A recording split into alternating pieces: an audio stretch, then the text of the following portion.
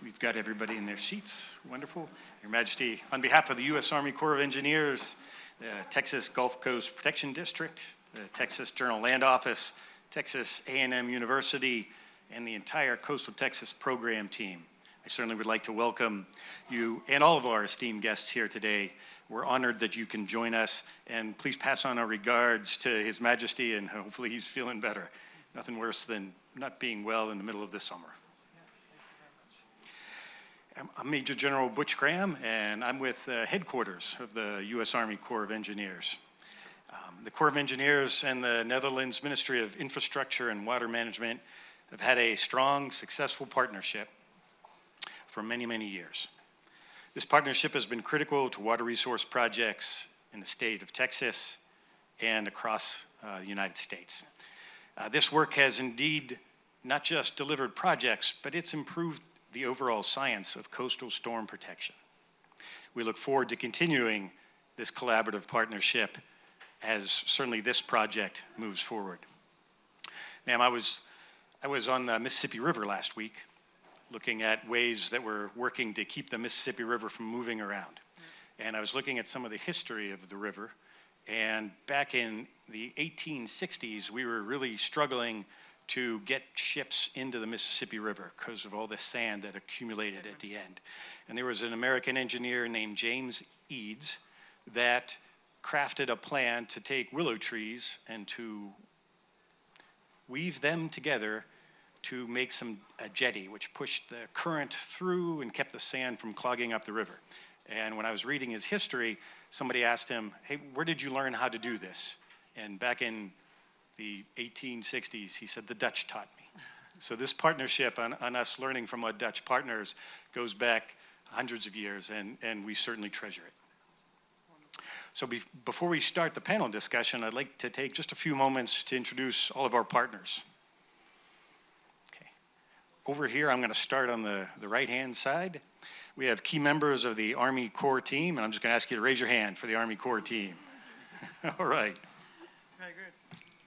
Immediately next to them, we have representatives from the Texas Gulf Coast Protection District who will serve as our sponsors for this project focused on the storm surge elements. Wonderful. All right, thank you. And finally, moving farther on down to the right, we have members of the Texas Journal Land Office team who have served as the sponsors for the overall study, and they'll continue to serve as sponsors for the construction on the ecosystem restoration projects. And then finally, we've got our great partners, the Texas A&M University, who've provided some invaluable academic research leading up to this. So, Your Majesty, thank you so very much for this opportunity. We look forward again to this collaborative partnership that we've got with the Rijkswaterstaat as we continue to be, I think, global leaders in coastal storm protection. Thank you so much.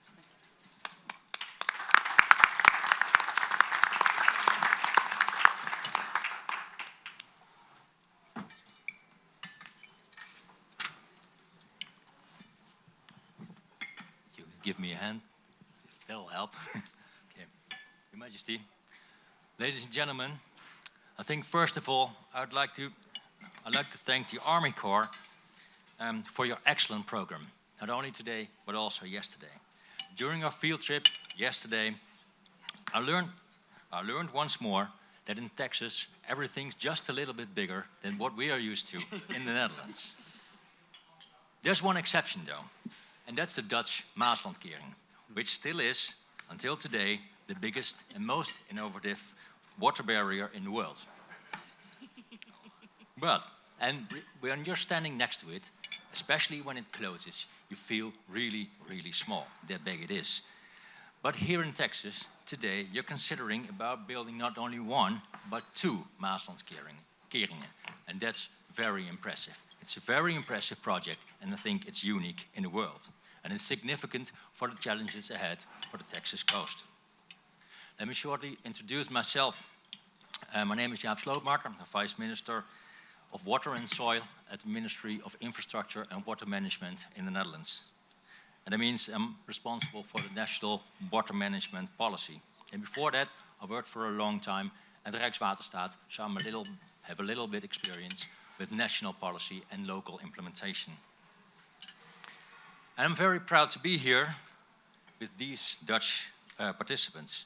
They represent what we call the triple helix. Represents from the national government, local government, academia, and businesses. The relationship, as was mentioned, between Texas and the Netherlands, as was mentioned before, has been very close for a long, long time.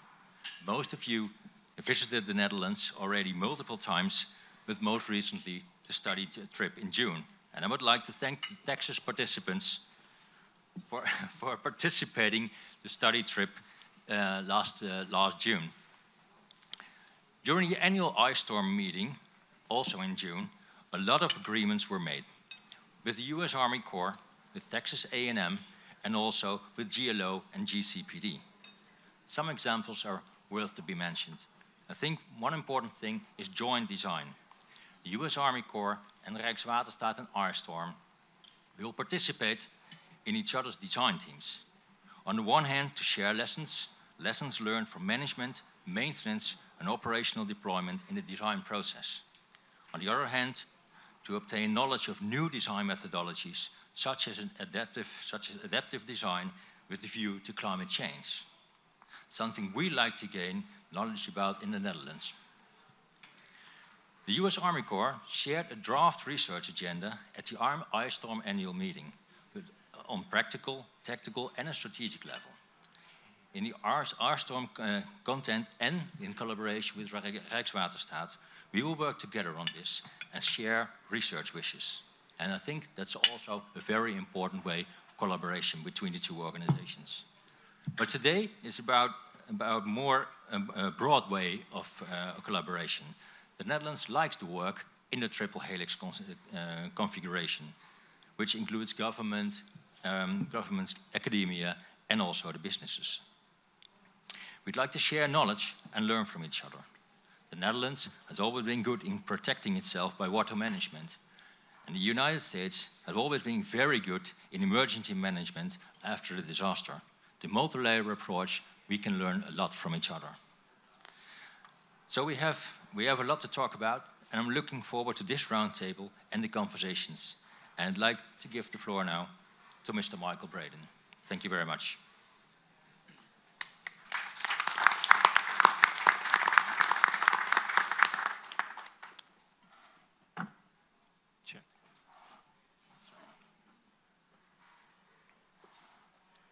Your Majesty, Vice Minister Slootmacher, General Graham, and distinguished guests, good afternoon. My name is Mike Braden.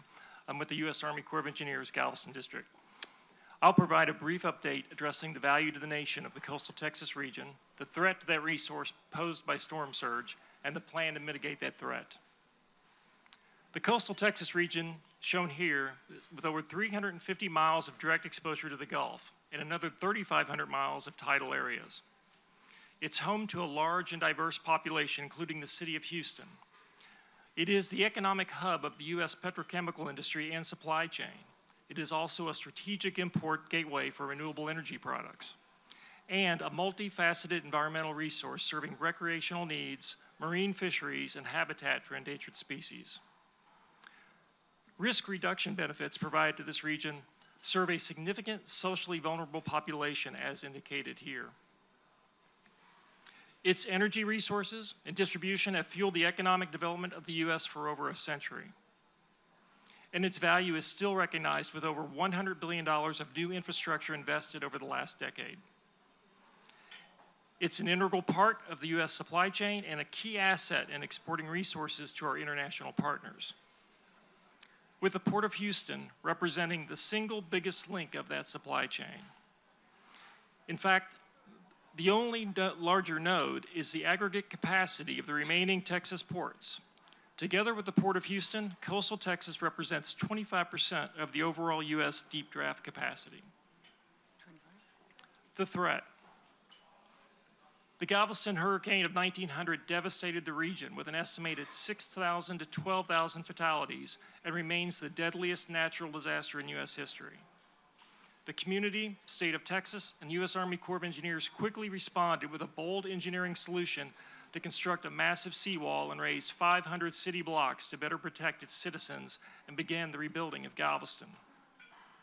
In 2008, Hurricane Ike struck the Texas coast and was a stark reminder of the increasing power of storm surge, causing billions in direct damages, over $100 billion of economic impact, and 74 fatalities in the state of Texas alone. These events are increasing in frequency and intensity. Recent storm surge modeling from the Hurricane Prediction Center confirms this existential threat, with over 9 feet of flooding now possible from storm surge in parts of downtown Houston, over 50 miles from the coast. Similar to the unified response after the hurricane of 1900, community, agency, academic, and political leaders began to develop concepts to reduce this risk using the New Orleans Hurricane and Storm Damage Risk Reduction System and the Dutch Delta Works program as a framework given the scale of the threat. After 6 years and $20 million, the Corps of Engineers and its non-federal sponsor, the Texas General Land Office, published the Coastal Texas Protection and Restoration Feasibility Study, a collaborative plan with input from industry, international partners, including iStorm, academic institutions, and stakeholders, which was subsequently signed and recommended by the Chief of Engineers in September of 2021. This plan proposes a comprehensive implementation strategy of gray and green infrastructure along the Texas coast over a 20-year time frame. The gray infrastructure, or coastal storm risk mitigation measures, will provide both Gulf defenses and bay defenses to reduce surge risks. The green infrastructure, or ecosystem restoration measures, will reestablish a third nature-based line of defense to better absorb the impact from storm surge. These images illustrate the centerpiece of the Gulf defenses, which is an expansive gate system across the Bolivar Roads inlet, which can be closed prior to a forecasted surge event, along with the development of approximately 43 miles of an adjacent double dune beach system. The bay defenses provide levee, floodwall, pump station, and closure structures to address vulnerabilities to the backside of Galveston, collectively called the ring barrier, and frontage exposure to the communities at Clear Lake and Dickinson. The ecosystem restoration features span the entire coastline to minimize future land loss, enhance wetland productivity, and sustain diverse fish and wildlife habitat. There are many challenges to delivering such an ambitious objective. The key ones are sustaining the collaborative environment that brought us here today, ensuring the economic flow of the Houston ship channel remains unimpeded, and effectively communicating the urgency to move forward given the consequences of delay. Your Majesty, that concludes my presentation, pending your questions.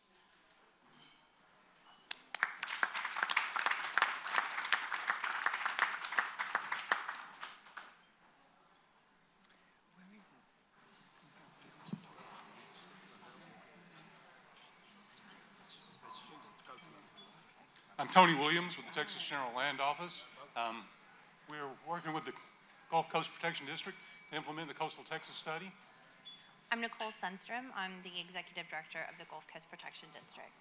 And we really appreciate the Netherlands hosting us in June of this year. And throughout the Coastal Texas Study, the Netherlands has provided valuable input. They hosted a group of us in 2016 as well. It's been very helpful in developing the plan for the coast of Texas. So we do have two entities that are working together to increase the resiliency of the Texas coast.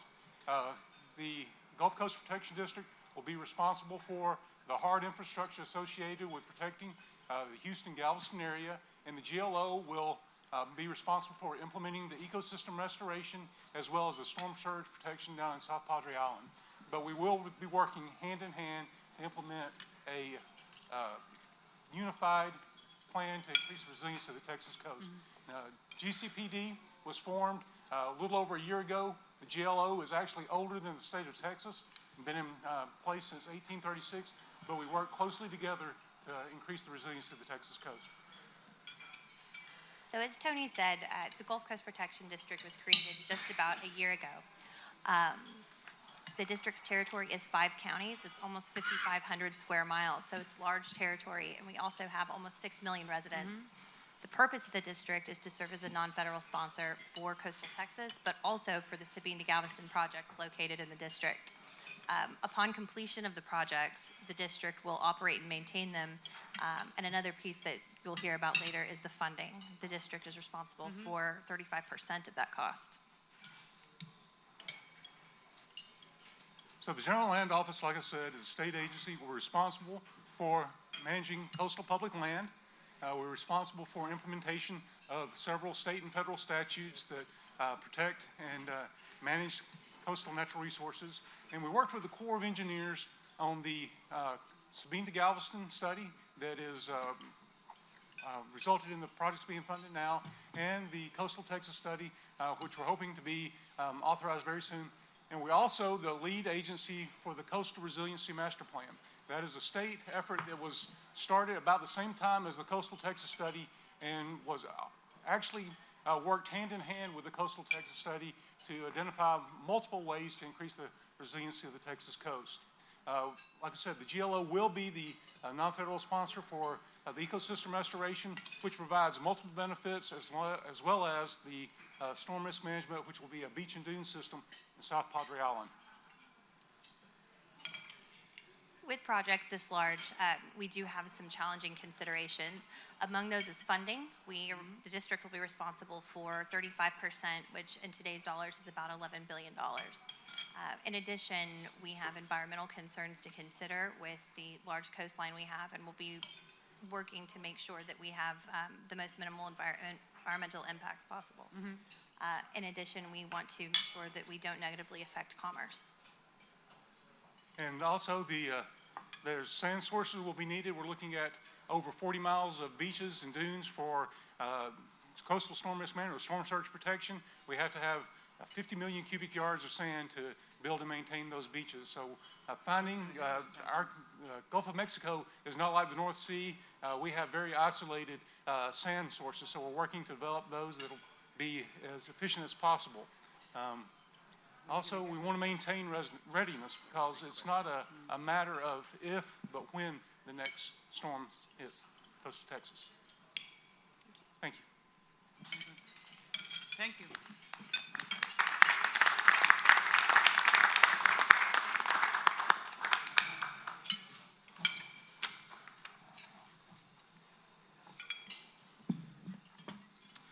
Well, one thing we learned by working with our Dutch partners now for 13 plus years is that inclusivity and the incorporation of multiple values is critical.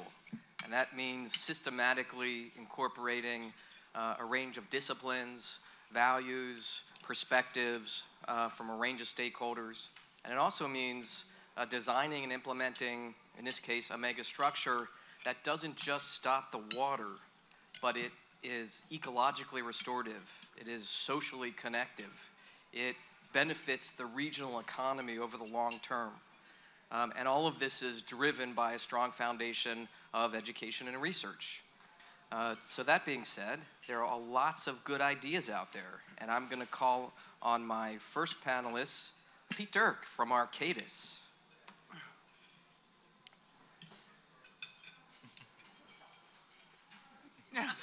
He's finishing in 12 minutes early. Okay, thanks, Sam. Your Majesty, I'm talking about, I'm continuing on what Sam was already telling about integrated coastal flood protection, particularly in the urban environment. We need multifunctional solutions that we weave into the urban fabric. A bit more. We weave into the urban fabric to make them also investable, and investments in resilience pay off. That is what the Dutch know, of course. We have to invest in resilience. But also New York has shown us that we can do that. So we can learn a lot from the urban solutions that are under development in New York right now, and we are involved in a couple of them together with American and Dutch colleagues here around the table. First one is the East Side Coastal Resiliency Project under development at the Lower East Side, protecting about 30,000 households now, right under construction. This is not a perfect nature-based solution. It is in very dense urban fabric, but it has, where possible, soft edges, and where necessary, more harder edges. And you can go and see it right now. It's under construction. We just finished the master plan for the financial district, including Wall Street. Very special thing here is that we will add a little bit of extra land. We call it shoreline extension to create space for multifunctional solution, very nicely architectural designed and accessible for all. And finally, I think a good message that I add here, especially today, good news, Arcadis can confirm today that we have just won the contract for the design-build contract together with contractor Turner for Battery Park City. So that's a very big project. That means that the whole of Lower Manhattan has a little orange color, I would say. Great news, Pete. Thank you. You've been a great partner. I also now want to call on my new friend, Arnold Molenaar from the city of Rotterdam. Thank you. I can keep it short because Rotterdam already has his moment a few hours ago.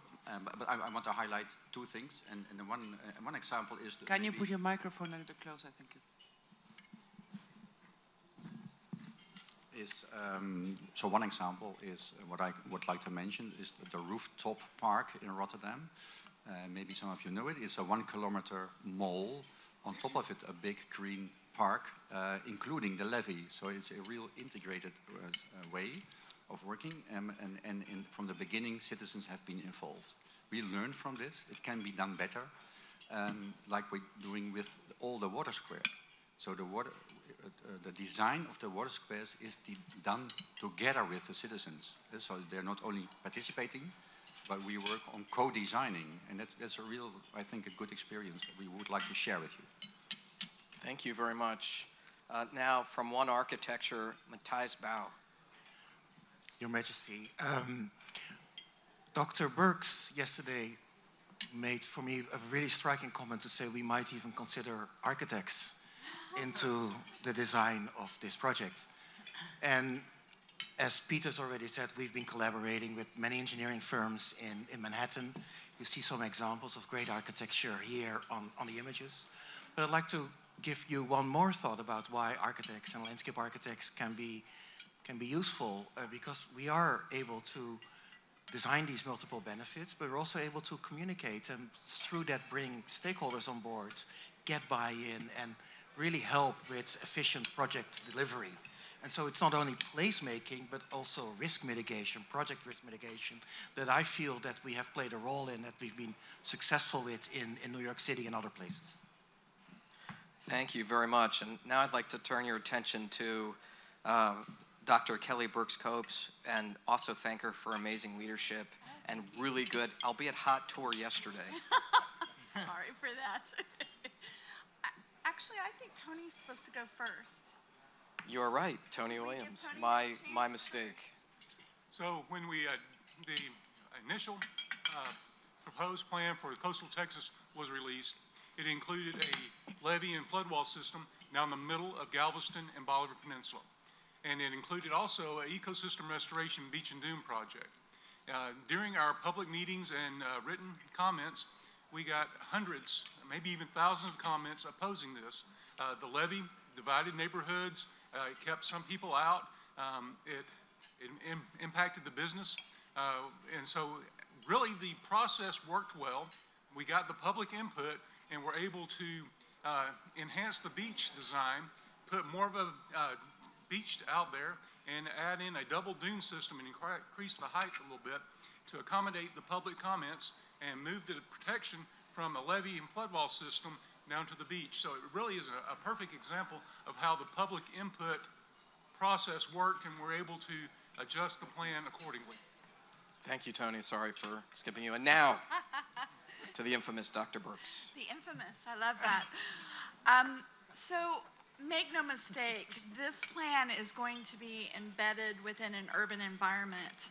And the folks immediately surrounding it will be beneficiaries, but the beneficiaries will spread all the way up into the region. But there's going to be some impacts that come with this as well. Visitors to downtown Galveston will see the ring barrier right there on the streets. Residents near the inlet will walk out onto their balconies and see the gates every single morning. tourists will walk over the brand new dunes and lay their blankets out on the brand new beaches and see what we have done and experience that. And so it will be our job to over communicate what this system is doing for them, to educate them, to inform them very proactively. We will use the tools that we've already developed, like the story map system that you may be aware of, and we'll look for even better and more innovation as we go forward. We're going to have to explain to them how long this is going to take, what it will look like when it's finally finished, how much that's going to cost, and who's going to be paying for that. And we need to do a really good job of explaining the benefits so that they understand why we're going to such dramatic efforts to do this. The most important thing we can do is engage regularly and actively listen to their concerns. We'll learn to work and grow and live and thrive with coastal storm surge protection in this region. But the bottom line is that the Coastal Texas program will become a way of life, just as it has become a way of life in Rotterdam. And we're hoping to collaborate over the next 2-3 decades to make that happen. Thank you very much.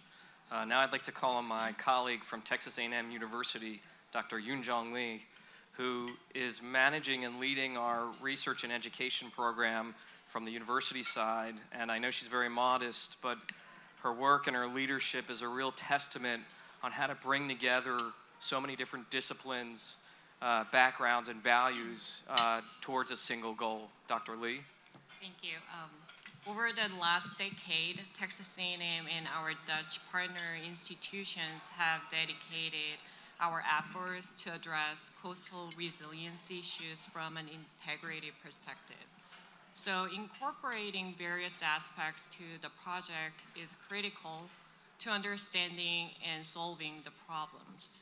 Our binational research and education initiative is a problem and place-based approach where we conduct multidisciplinary case studies focusing on coastal flood risk reduction.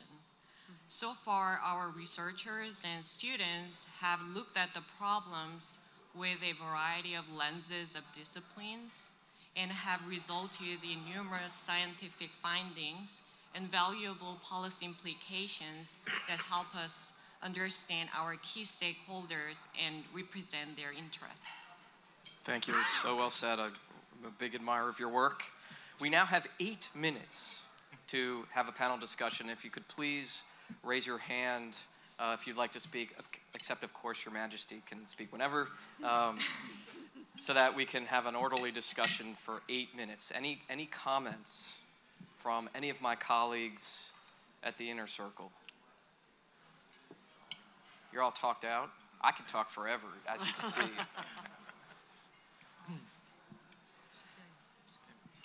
Yes, sir. Maybe just to add on this discussion is that what we are discussing here right now is really about our future. Not only here in Houston, but also in the Netherlands. The discussion which we had during the COVID time, also with our ministry, was really about the economic perspective. If we don't do this kind of things and don't make a future plan how to handle also the increase of the sea level. Because what we see at this moment, that investors, big investors all over the world, have doubts about areas in the delta. They bringing the discussion to the table how to handle those locations for the long term. There are big investors, pension funds, all kinds of parties. So really, I think it's very important. You were talking about communication to the people living behind it, but we also have to communicate very clearly to all the investors and all over the world that we have a good answer to the doubts they have. So yeah, that's a very good point. Very important. We really need to bake in what I like to call future conditions. And it's not just climate change or sea level rise or changing meteorological patterns. It's also the human-built environment and places. One of the distinguishing factors with this region from the Netherlands is we have explosive growth. Not just people coming, but roadways and rooftops and pavement and parking lots. And we need to accommodate that future growth and increased risk, as well as the sea level rise and climate change issues. fortunately, universities are forward-looking, and so we're already working on that in quite a big way. Other comments? Yes, Pete. Yes, thanks, Sam. Sure. I would like to quote Division Commander Colonel, who yesterday made a fantastic statement in our coastal workshop after we had discussed all the challenges and all the problems that there are and all the complexities. He said, what an opportunity. And that is really what it is, Colonel Reed. We're at a historic moment also where we can make a historic project where also the Netherlands, as you also discussed yesterday, can really benefit from, because we will have to make steps in the decades to come as well, and the rest of the world will learn from it.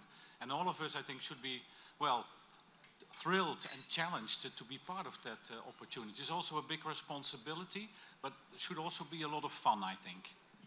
I agree, and you do make it fun, for me at least. And it's, having the privilege to see this collaboration go from one person all the way to where we stand today has been one of the greatest challenges and honors of my life, and hopefully still have a long career ahead of me.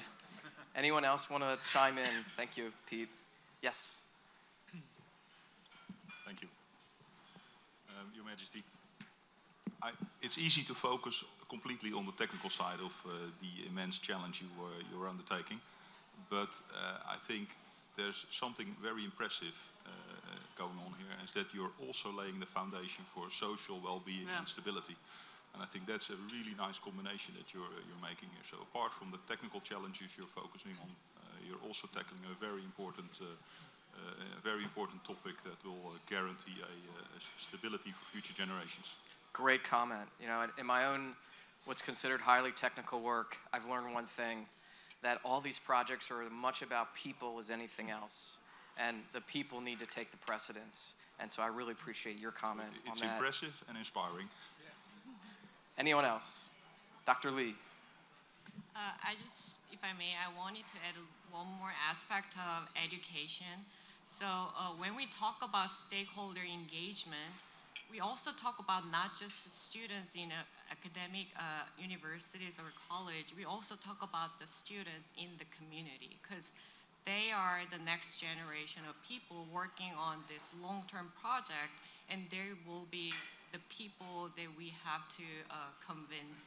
So I think that is a really important aspect that we have to look at for not just multidisciplinary, but inclusive perspective on the project. And that's what we are working on with the Dutch partnership, Dutch institutions for our research and education model. And you bring up a great point, that communication is also a big part of this. And it's not just speaking or writing, it's visualizing and incorporating other range of stakeholders in that communication process. And it's something I know we can always do better at in terms of reaching and not just educating, but learning from the communities of interest in all countries. One more. Mark, up. Dr. Annelies Nielsen, who is a great colleague and was one of the first people I met in the Netherlands 13 years ago. Thank you, Your Majesty. I think one of the things that is also really important with the community is, of course, we're trying to protect and build these defenses. What we see in the Netherlands, I think, is that also these technical systems at some moment reach their limit. So when it comes to resilience and flood-proofing, it's also, I think, very important that communities learn how to deal with water, how to build in a way that the full city isn't paved, but water can infiltrate. So I think the strategy for flood risk management should have those both components of changing the way we build, changing the way we live, while having the infrastructure to protect us. Thank you. And your work on research and design in the landscape is really inspiring. While I sat on your dissertation community, I think I've learned more from you than you have from me. So thank you for your participation. Well, that's my part of the panel. And so now it's my distinct pleasure to introduce one of my greatest colleagues of all time, Bas Jonkman, Dr. Jonkman, who is kind of a co-partner in our research education program coming from Delft University. Thank you, Sam. I would like to acknowledge Dr. Sam Brody, our longtime partner at Texas A&M. I'm Bas Jonkman, with Professor of Hydraulic Engineering at Delft University of Technology. Your Majesty, ladies and gentlemen, it's an honor to stand here and well, two of my favorite topics, American sports, and, but more focused now on the second topic, which is a bit more technical, but very important, storm surge barriers. Or in Dutch, we call them stormvloedkeringen. These are unique structures, and we only have, depending on how you count, between 15 and 20 of those in the world. Many of them are in the Netherlands, but there are also US storm surge barriers in New Orleans, realized by the Army Corps. And here, in this Texas Coastal Master Plan, there's, as was already said, everything is bigger in Texas. There's a proposal for the largest storm surge barrier in the world, which has to meet very high standards according to ecological impact, reliability, and so on. And because these systems are so unique and there are so few of those, it's important that we share experience in the design, the management, the operation. And that's also in the interest of the Netherlands, because we are now thinking about replacing our barriers in the future, the next step if the sea level rises.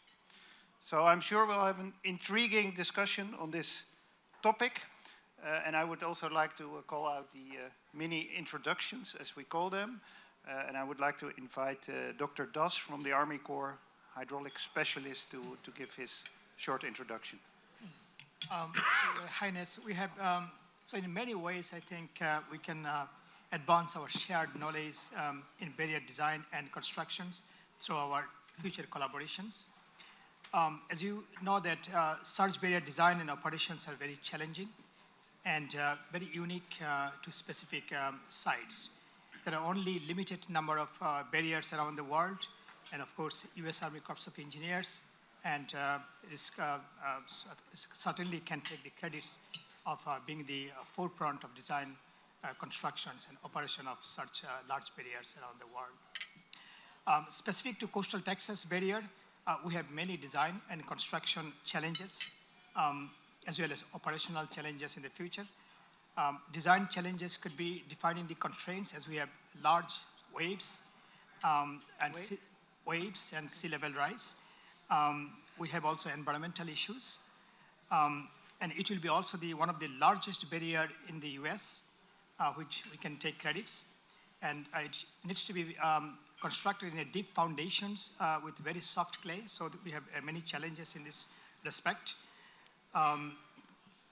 Also, the surge barriers are very rare and complicated structures that are, and sometimes they are operated very infrequently, and there could be many unforeseen challenges, right? For example, the scour hole could be developed, which cannot be determined in the design phase.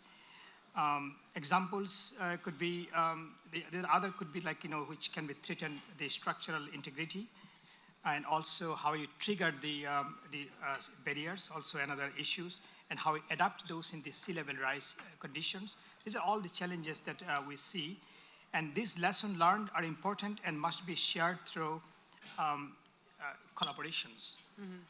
So we have been doing such collaborations with the Ice Storm Network, which includes the US, Dutch, UK, and Italy, and other members of the organizations. We engaged them during our feasibility study, and we like to continue that during our future, the phases as we advance our knowledge. So we're currently working with the Netherlands colleagues to initiate a formal exchange of technical expertise when the barrier design will be starting. So this type of activities will have tremendous mutual benefits to advance our shared knowledge in barrier design and constructions management. Thank you. Thank you. Thank you very much. I would now like to invite Mr. Mayor Michel Bechtel, who's also the chair of the Gulf Coast Protection District, who will become responsible for managing and operating this biggest barrier.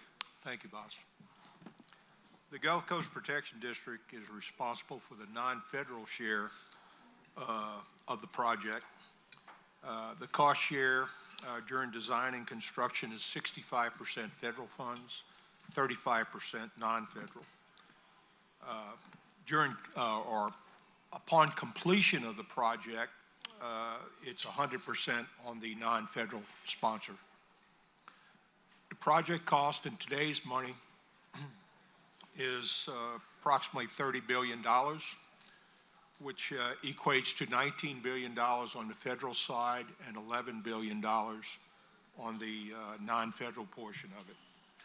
Funding sources for the district include appropriations from the Texas State Legislature, $400 million to date, fees, working kind, and the possibility of issuance of bonds. In addition to that, the Gulf Coast Protection District has taxing authority granted by the Texas Legislature in the 5-county district upon voter approval. Thank you. Okay. Thank you. Very large task to bring that all together. As was already mentioned, these are unique structures that are used infrequently, and it's very important to take into account also in the early design phase the experience in managing and operating these barriers. So I would like to give the floor to Mr. Mark Walraven, who's the senior barrier expert at Rijkswaterstaat and also one of the leaders of the iStorm group of international barrier managers. Thank you very much, Bas. Your Highness, that's correct. I work for Rijkswaterstaat as a senior advisor, but also still work on the operational field. So I'm still leading the operational team when we close the baseline barrier. And that gives really some understanding what it needs to have experience to do the job you have to do here. We already work a long time as Rijkswaterstaat with all the partners at the other side of the table. We do that within the iStorm network, the network for storm surge barriers worldwide. And at the present, we have two major tasks. First one is to join each other in the joint effort for the design teams. And secondly, to develop some kind of iStorm Academy. As you can see on the picture, storm surge barriers are all different. They're unique, sometimes even prototypes, you can name them. And it does give challenges for maintenance and operations. Within the Netherlands, we already have 50 years of experiences of these maintenance operations, and we have had our challenges. And it's really important to share those lessons learned with the organization here in Texas, to incorporate those lessons learned in the design over here. And we, as already Vice Minister and Bas said, can learn as well here with new techniques, the adaptive methodologies to design new barriers with climate change, as we also will have a challenge in the next decades to change our barriers, adapt them, or even build new ones. And last but not least, in June we launched the idea of the iStorm Academy. The idea is to gather worldwide lessons learned and to share those and to train staff, not only existing staff, but new staff as well, in a virtual way or even in some kind of summer schools, as we can do in England, the Netherlands, or even in Texas here. So we see today as a very important step on the road we are already taking to learn from each other in design and in the iStorm Academy. Thank you very much. Thank you, Mark, and already very specific outcomes, the iStorm Academy, joining each other's design team, so that's great. That was the operations and management perspective, which is very valuable. There's also an immense task in the design phase, and well, many companies have experience in that, and we're lucky to have one of those companies present here, Royal Haskoning DHV. I would like to invite Mr. George Peters, who is leading the coastal delta and river efforts at Royal Haskoning DHV. Thank you, Professor Jonkman. Her Majesty, ladies and gentlemen, as mentioned by a few of the speakers, there are a few barriers, storm surge barriers around the world. And at Royal Haskoning DHV, we have been lucky to have been involved in the St. Petersburg barrier, the Maasland barrier, barriers in Ria, and also the Thames barrier in the UK, and a few more. We gained valuable experience in designing, taking part of the design of those barriers, and at the same time, our teams get older, our people get older. challenges and projects become even bigger. For us, we really need to focus on team development, on sharing of knowledge. Working in partnerships is key for us. Barriers are very complex structures. There are Champions League or maybe Super Bowl type of structures in terms of their complexity. Balancing technical designs, constructability issues, operational issues, aspects of stakeholders all need to be on board in one life cycle approach. This can only be done in integrated project teams, working closely together, bringing together global expertise, locally delivered. In the Netherlands, we have gained valuable experience in working in the Golden Triangle.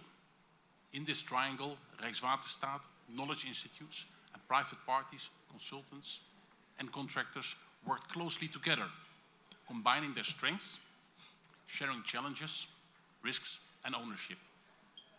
Thank you. Thank you, George. Some great and important points. We're also lucky to have people from the, and not only people, the CEO of Ballast Nedam here, of the construction companies with valuable expertise in designing complex infrastructure, complex barriers. So I would like to invite Mr. Onno Dwars, the CEO of Ballast Nedam, for an introduction. Your Highness, and also people of this world. What we see nowadays, that the constructions which we have to create to stay alive in the places where we live, there are big challenges, especially in this market, a market where a lot of uncertainty is happening. So I think working together and also maybe team up together for all the challenges all over the world, because we have a lot of knowledge and power and money to make it happen, is very important. But that uncertainty brings also a lot of risk with it.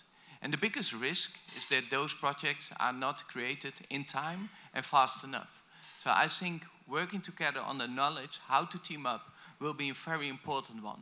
We are unfortunately all facing wars on several places of the world, especially in Europe, where we have big problems, with, for example, with materials. Not talking about the losses of people. So I think what we should do is really, I'm a civil engineer, and I did study civil engineer at the TU Delft, because I was impressed of those projects, like the Afsluitdijk, Oosterscheldekering, which is also made by my company. I think so what is very important is working on a way together to make it happen, and also find a way to manage the risk during the design phase and construction phase. And I think what was quite normal in the past will not be normal in the future anymore. So that, I think, from construction perspective, will be a big challenge for all of us. So let's team up and work on this challenge. Well, thank you. Great point. These projects are so enormous that you need to find new ways of teaming up between government and the private sector. I would now like to open the floor for discussion, around 7 minutes. And who would like to start with a comment or question?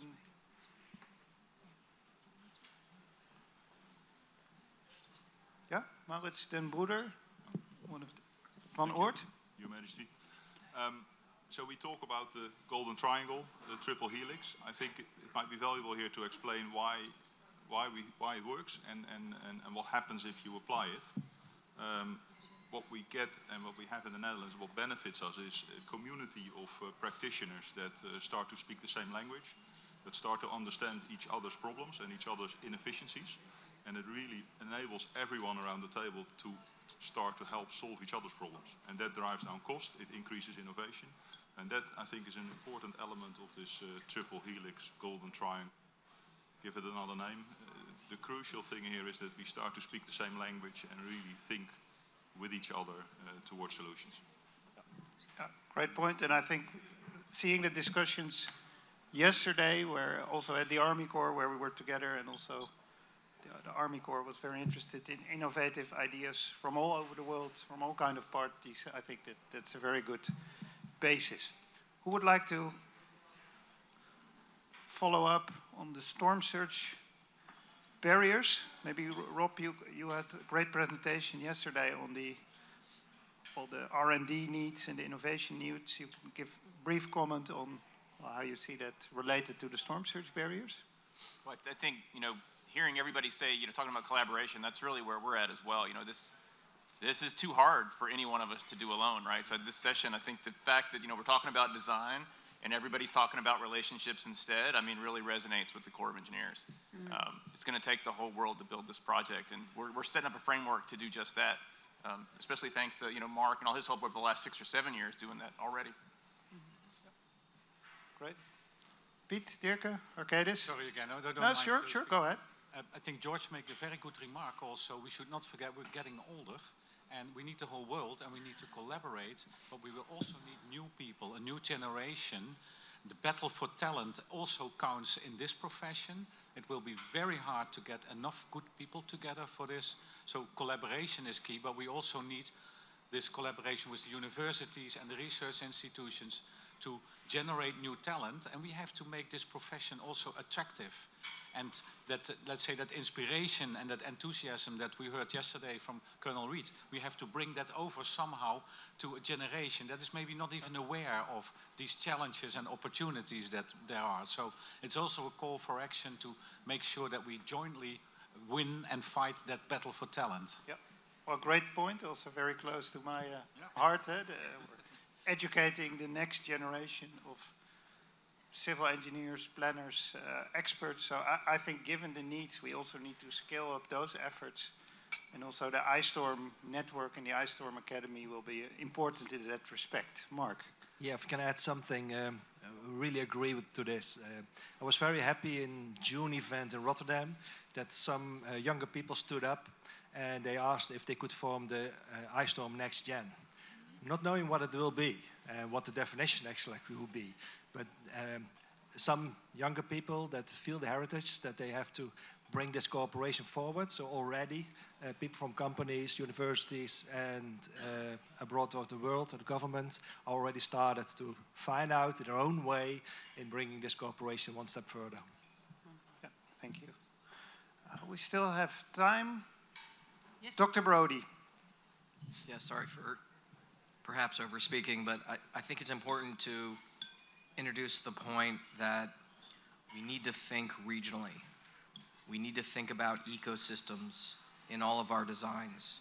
And so while we may be placing a specific Gator storm surge structure in one location, we need to think about how it serves the interest of the larger region. And that's something in the United States we have sometimes trouble doing, and we've learned that from you, Bas, and your colleagues in the Netherlands, of how we need to think ecosystems. And if we don't, we're going to come up with the wrong answer. Yeah. Great point. May I invite also one of the gentlemen from the Gulf Coast Protection District maybe to say a little bit more about the importance of the barrier for this region, Texas, but also its broader importance? Sure, I'll add a few comments to that. In fact, I did an interview in the Financial Times yesterday about this exact question. Why is this so important? There's multiple opportunities going around the United States. Why is this one more important? And I look at people and I say, well, we're talking about 5.5 million people and growing. We're talking about 27% of the gas produced in the entire United States is produced here. 60% of the jet aviation fuel, 80% of the military grade fuel is produced here. 42% of the specialty chemical feedstocks is produced here. What does that mean? That's everything from the capsule, the coating on your capsule, to the rubber on your tires and everything in between. The fertilizer, all that happens here. We see this as a national security issue. If we don't protect our assets, and let's not forget that we have the #1 export port in the United States right here as well. So we have a lot of assets that we need to protect, because when we protect this region, we're going to protect the entire United States and the national security of that. Thank you. As we're doing this, and I'm not an engineer, I'm an ecologist. So what we need to be really conscious of, and the way we need to think about this, is that yes, it's a cool thing to do, right? This is going to be a really big engineering feat. If we destroy the bay in doing that, we will destroy the region. So what we've got to do is balance social desire for this, the economic justification is there. The environment is so critical that we can't impact it to an extent that we no longer provide a good place to be, a good place to live. And so that's some of the tricks and some of the trade-offs we're going to have to work through is engineering performance, economic justification. It can't be so expensive that it's not worth it. And yet, if we impact the environment, we are going to have a failure as well. So we've got to balance all of this and form trade-offs some way, somehow. This is what we need help on, too. Thank you. Well, I think, yes? Maybe to that remark, what is the environmental sort of cost of not doing it? Correct. So if we don't do this and a hurricane hits, the ecosystem in the bay will be just devastated. Salt water will come in. The salinity will basically kill everything. We'll have a lot of long-term consequences that we will be living with for hundreds and hundreds of years thereafter. So there is that threat of the petroleum industry being hit by 25 feet surge, and that would devastate the bay. And so those are the kinds of things that we have to take into account. The idea is to try and do no harm, to avoid and minimize those impacts where we can, and offset them if we can't, but not to completely devastate the bay as we're doing so. Well, thank you. I think it's very good discussion, interaction on storm surge barriers, several important points raised, the importance for this region, the need to collaborate internationally, but also public, private, also involving the future generation. So I think it's a very good basis. I would now like to move on to the third and last discussion topic, which is themed Linking Innovation and Research to Coastal Protection, Design and Development. It's a whole mouthful, but as already mentioned, these are unprecedented projects that are so complex that no one knows how they will function, how they should look, what will be the impact. So it's not just a design and build and it will work project, but given their long time scale, also research and innovation needs to be linked to it and be fed into the program. And that's also something we've learned in the Netherlands in projects such as the Zandmotor, the sand engine, the Afsluitdijk closure dam that's now going on. So those models are included in those projects. We have a whole group of introductions on this topic, and I would like to start with inviting Anneloes Nillissen, the principal of De Facto and designer. So. Thank you, Your Majesty. I think today we heard a lot about the importance of integrated design, having multidisciplinary teams, and I'm really happy that we all agree that's necessary. But I also think that this multidisciplinary design is quite challenging. It's quite new, and I don't think it's business as usual yet. So I think we have to be very careful in the design process, in the contracting, to really make sure we get this integrated design. And I think when we talk about it, sometimes still it sounds like we're developing a great structure that should not impact communities or should not impact ecology. And I think that the early involvement of also urban designers, landscape designers, ecologists is essential to make sure that it's not just this huge plan that is great in infrastructure, but that this whole budget is also utilized to not just limit the impact on ecology, do no harm, but really be an investment in increasing the spatial quality, increasing ecology, and increasing the communities. Thank you, Anneloes. Well, in these complicated programs, it's needed to have what we call applied research and innovation. In the Netherlands, we're lucky to have a specific institute focused on deltaic issues, Deltares. So I would like to invite Dr. Luca van Duren from Deltares to give a short introduction. Thank you very much. Yes, I want to tag on to a few points that have already been made here, that all these coastal protection schemes do need to take ecology into account. I'd also like to make the point that using ecology in many places to be integratively incorporated in your coastal defence structure is extremely important, and it also works.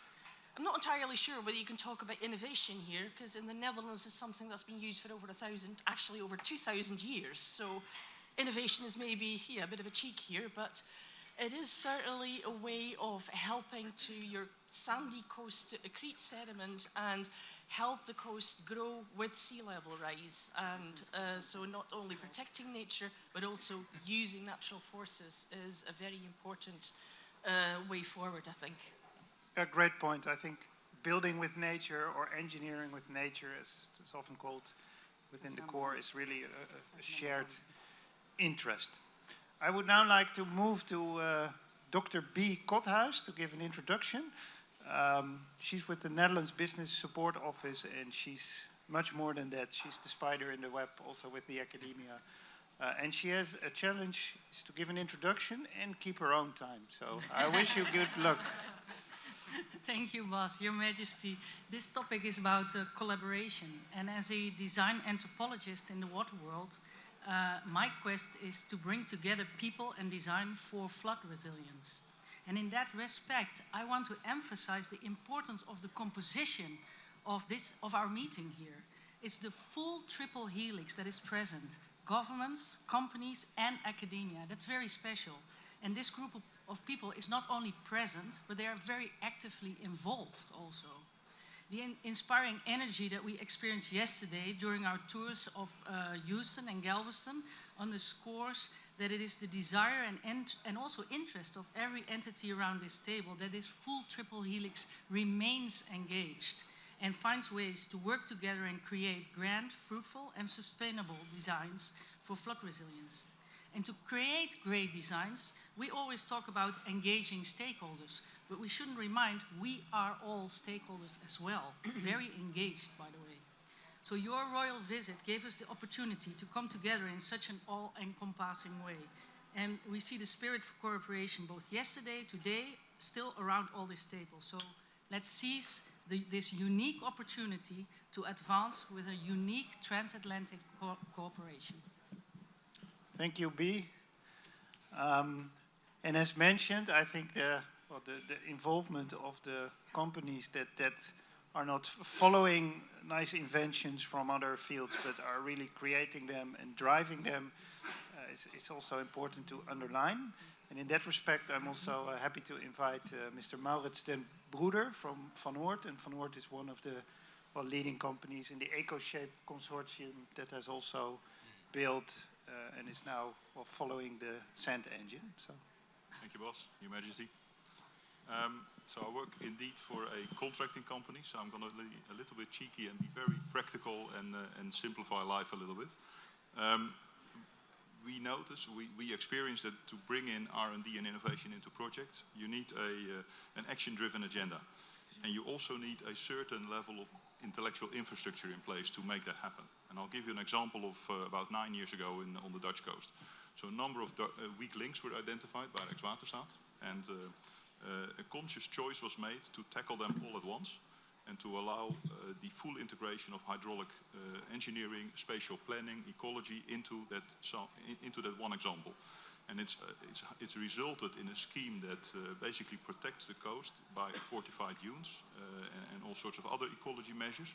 And I think it's a great example of how having this triple helix and the intellectual infrastructure and the collaboration infrastructure in place results in these kinds of good examples.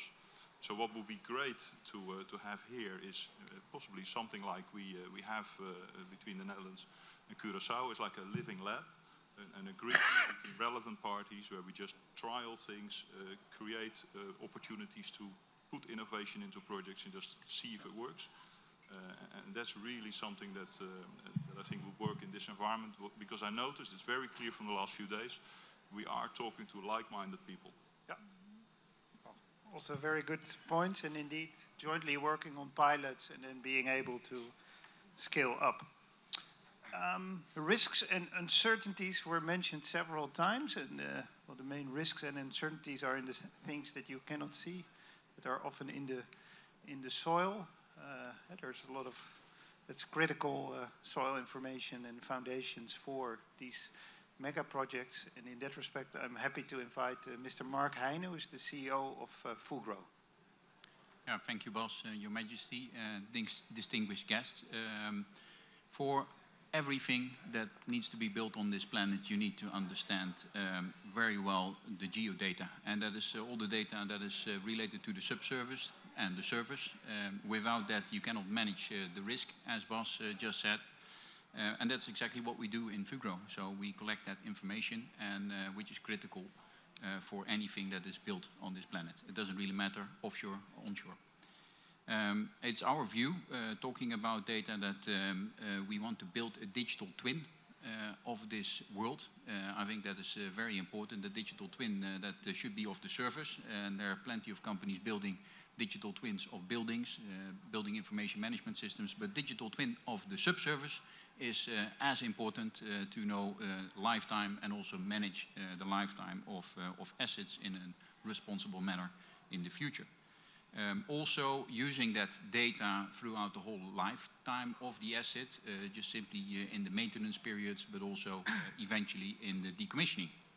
In the tour yesterday around the future storm surge, I think it was fantastic to see the relationship with the various parties involved with the Army Corps of Engineers. I think it's a fantastic cooperation between transatlantic parties. It's really important. And that's important because I believe that there's enormous challenge in this world, and that's not only related to storm surges. This is a fantastic project. This is one project, a mega project, let that be clear. But we have challenges on the climate change adaptation type of work, but we also have big challenges around energy diversification, which means we need to build thousands and thousands of windmills. We need hydrogen plants. We need all sorts of things. That is also required. And then on top of that, I think we have a major challenge with aging assets in the world. Tens, thousands of bridges, tunnels, and so on are also aging. So I'm really concerned about the amount of expertise and people that are available to actually get this work done. So I think we need to really work together, but we also need to get on with it. Let's not talk too long, because we need to get one project after the other done. Otherwise, we cannot build that safe and livable world. Thank you. Fully agreed. As said, as the Netherlands, we can also learn a lot from all the bright ideas and all the projects that are going on in the US. That will also be very helpful for our future adaptation. And a large part of this program is not only the storm surge barrier, but also working on this dune sand coast. And one of the leading researchers in that respect is Dr. Jens Fiegles from Texas A&M. So Jens, may I invite you? Thank you, Bas, Your Majesty, esteemed panel. Thank you for the opportunity to speak here. I'm going to make this very brief, but I'm trying to represent education and research institutions in this whole discussion here. And I want to get across 3 points here in this quick summary here. One is, let's get creative at joint research and education funding programs. So the helping to support interactions between universities, between companies and students. We need to really get creative on both sides of the Atlantic to be able to do that in an efficient way. The second point I wanted to bring up here is the personal connections that are so critical in shaping this meeting and shaping all the other interactions that have happened.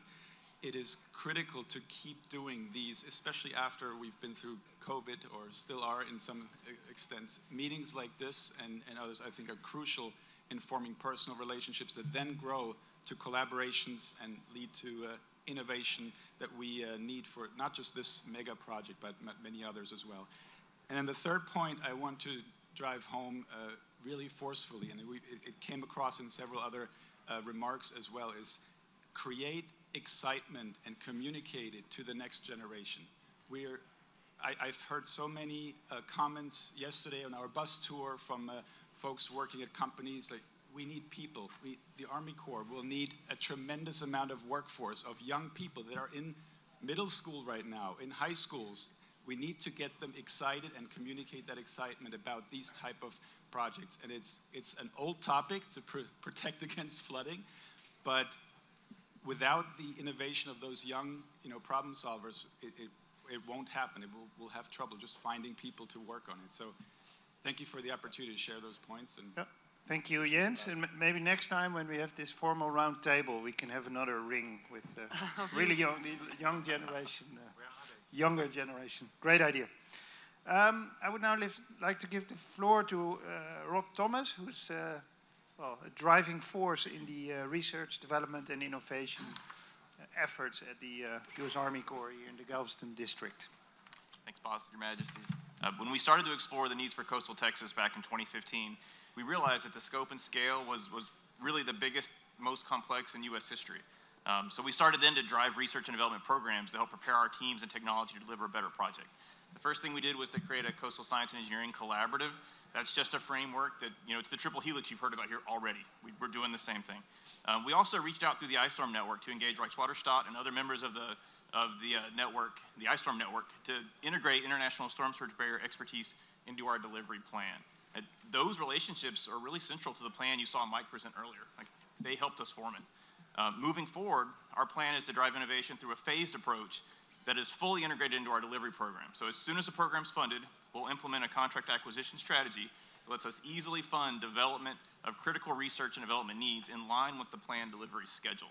So as we hit key milestones in the project, research and development efforts will just seamlessly transition into design and construction. Great. Thank you, Rob. Again, I would like to move to the Gulf Coast Protection District and your view on, let's say, research innovation needs in the context of this project that you will have to manage. So may I invite Mr. Roger Gunter for an introduction. Yes, thank you, Boss and Your Majesty. Being a member of the Gulf Coast Protection District as a port representative, representing the Port of Houston Authority, it's very important as we look at this. We talked about not only protecting but improving the environment, but also protecting the people, but as well protecting the efficiency of commerce of the busiest waterway in the United States and the busiest petrochemical complex in the United States. Often we compare, and others compare one another to Rotterdam, the port. So very comparable there.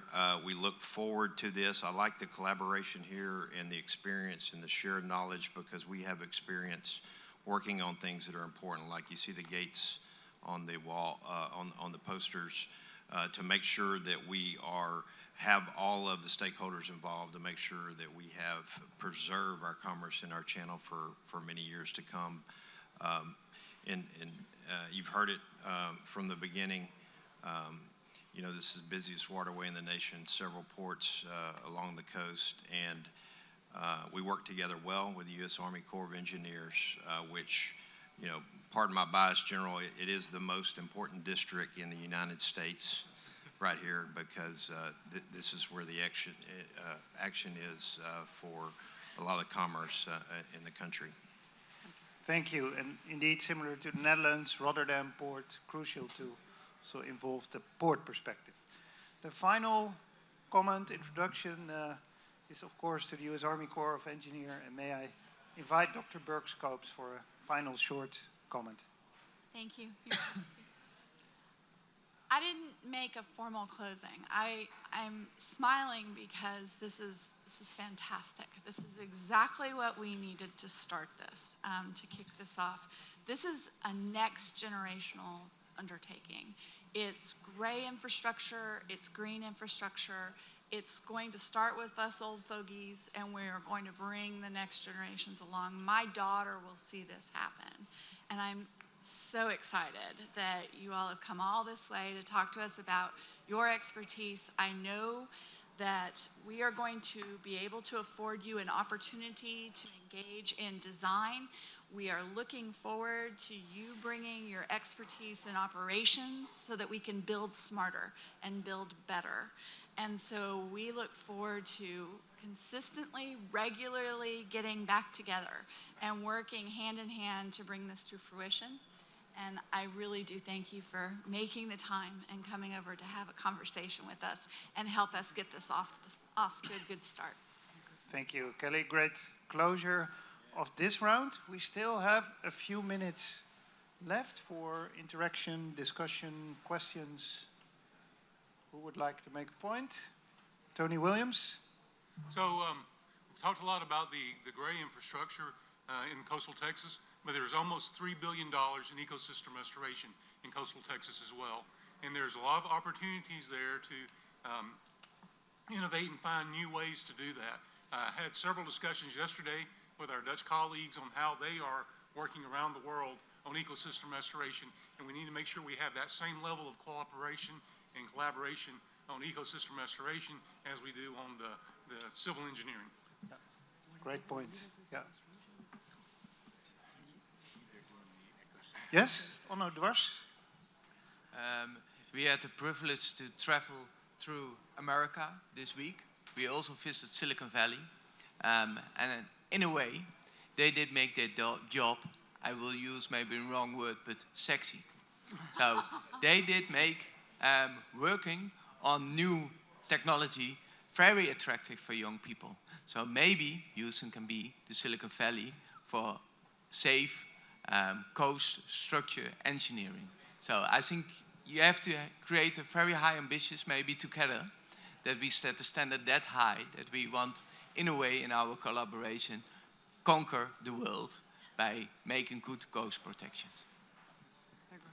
Very high ambitious. Great points. Piet, Dirk? Yeah, well, I think there is one way to make it attractive. We should not talk too much about civil engineering or other engineering professions. We should talk here about climate action. The world is changing. There is an urgent need for climate action. And I think that the next generation already understands that very well. They are aware and they are growing concerned. There's a growing concern. So there is a way to tap into that talent, not only to mitigate impacts of climate change, but also to help the world to adapt. So I think climate adaptation and climate action is the way to address it to that next generation. Thank you, Piet. Fully recognized also my civil engineering students, many of them, their motivation is exactly in that field. I have understood that we have to move to the next part of the program, partially because of the royal program, but also the game has to start at some point. I will give my partner and friend Sam Brody the microphone. He has the easy task to summarize this whole interaction in about 1 minute, and then move on to a special occasion which he will introduce. Thank you, Bas. Well, wow, how far we've come. And I quite agree with the comments about this being a potentially historic opportunity, not just to reduce coastal flood risk, but to demonstrate the importance and effectiveness of collaborating not just across disciplines or age groups, but across countries and cultures. And I think that should not be overlooked in what we've done. And I must admit, despite my youthful appearance, I feel like I am the resident historian who needs to tell the story of how this all evolved, because I think that story is remarkable just in itself. And it was 2008 when Hurricane Ike literally washed over Galveston Island, and one of my greatest colleagues and mentors of all time, Professor Bill Merrill, who I wish could be here today, but he can't, he was trapped in his apartment and lost cell phone signal. I lost contact with him. But when I did meet with him shortly after, he said, you know, enough is enough. We need to do something bold. And he went to the Netherlands and then later dragged me. I was a naysayer. He dragged me to the Netherlands, and I stood on a fortified dune. And I was like, wow, this is amazing. But it wasn't just the ideas, it was the people. We met Bas Junkman, who I sometimes call my brother, Mark Walraven, Baukia Kotaus, and so many others. And that started a really wonderful collaboration. And in 2015, the National Science Foundation on our side gave what is the largest grant possible to a single institution that kicked off our research education program. And I call on both countries to continue that collaboration, because it literally led to this moment in time. And so, I think it's important to tell the story, see where we've come, and important to capture it all in writing. And so, with our free time during COVID, that's what we did. We wrote this book, which is the culmination of 14, 15 years of work together. There's nothing like this ever produced, and on purpose, Elsevier Press, which is Dutch, produced it. 43 authors, 35 chapters, from engineering models to sociology and education. It's all here. And I would like to present this to Your Majesty to come up and join me with my co-editors, Dr. Boukje B. Koothuis. Yeah, go to her. And Dr. Yunjong Lee. And the General, Mr. Slootmacher, as well. Sorry, not on the program. So are they going to come up here? And I put a little note in there, too, so I apologize for my poor handwriting. This is really, this is a symbol of where we've come, but my hope is that it's a mark of where we're going to go and what the next decade of collaboration is going to bring. And if not, my wife tells me this makes a really good doorstop as well.